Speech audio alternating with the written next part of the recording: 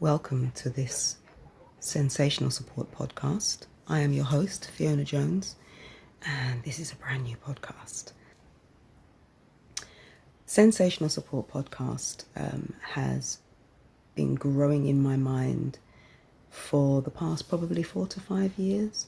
During the time of COVID, it became the stronger thought instead of opening a specialist provision.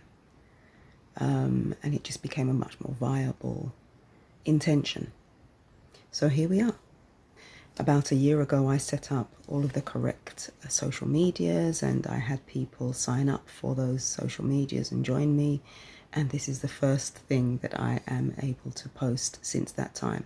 So I just want to give thanks for all of those people who had faith that there would be something. And let's get into it.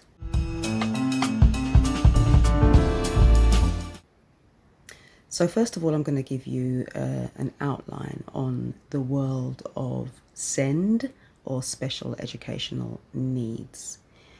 I myself have always worked in the early years, and so my special educational needs early years work started in 2002 when I became an early support officer. Within a few years, that role segued into also becoming an area SENCO. So what that role entailed was that I would support children with special needs and medical needs to transition into an early years setting.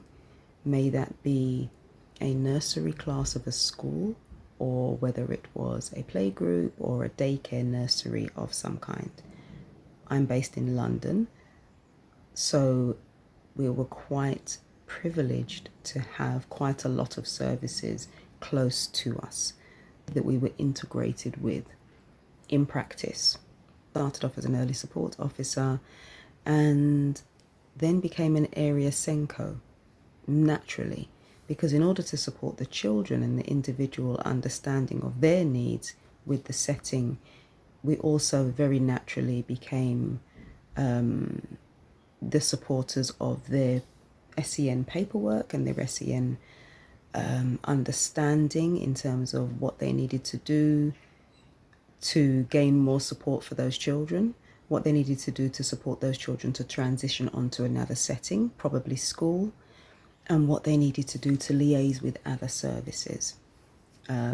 So we very naturally became their area SENCOs, so their area special educational needs coordinators. So early support officer, special educational needs coordinator for the area that nursery sat within. So we would support a cluster of nurseries, and still do. Okay, I worked in that role for 12 years, and because of the numbers of children that were in the settings, it became less and less possible to work closely with the families, and making a difference for the families was always where my heart rested easily, where I always felt fulfilled. It always felt disconnected to be working with the setting and having the setting implement all of these different strategies, but the families were not able to gain the same understanding of their children's needs. So I trained as a Portage home visitor within that time, and then probably about 3 years down the line after that fact, the Portage home visiting service that sat within my borough, their 2 founders retired, and I was able to interview and gain the role of managing the Portage home visiting service, which meant that I was just working with families, because the Portage home visiting service is a home visiting service for children with special educational needs and medical needs. In the borough that I was working in, the early support team became became prevalent when the Portage team had already been established for a number of years. And so there was this division of roles in that the Portage home visiting would work with children from 0 to 2, 2.5, and the early support team would do 2.5 to 5, because we were both working at home, in the homes, the two services. When that changed, with the early support team no longer being able to visit homes and work closely with the families, the age range changed. So Portage then went back up to working with 0 to 5s. And that's the service that I took over.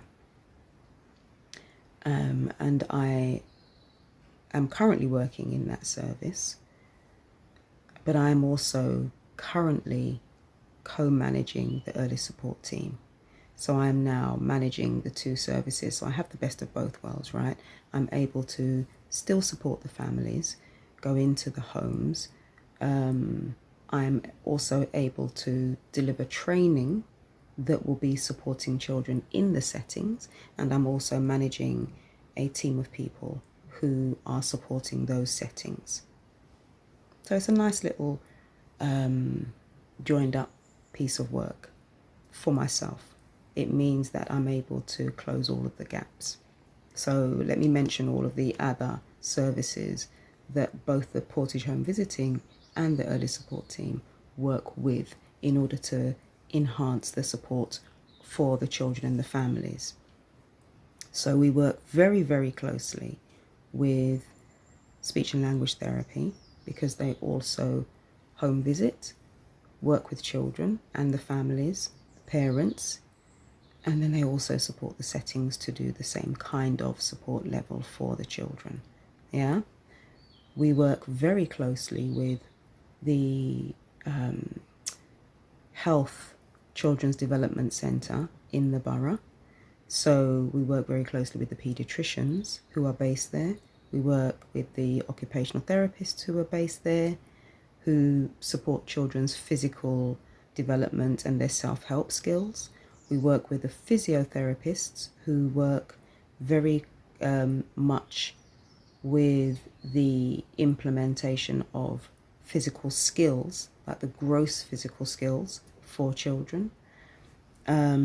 We work with, who else do we work with?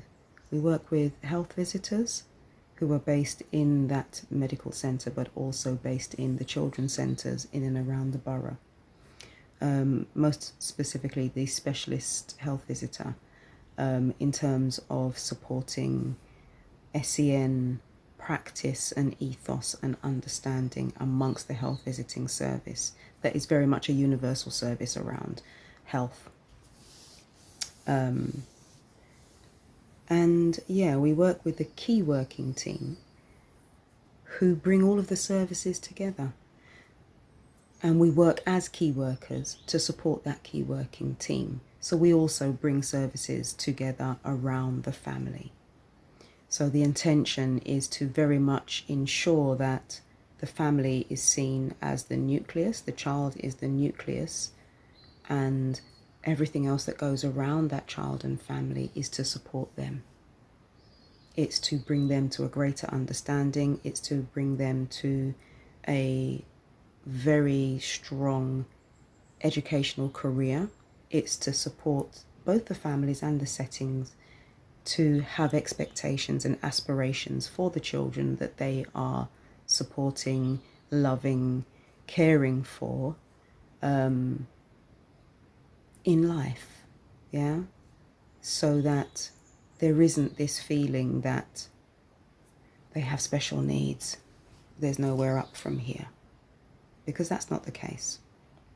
So that was a brief foyer into the world of special educational needs. I'm intending to give that more understanding and more depth with this podcast. This is the first one. This is the introduction. Welcome again to Sensational Support Podcast. And thank you for joining me. I hope to see you again soon. Bye-bye.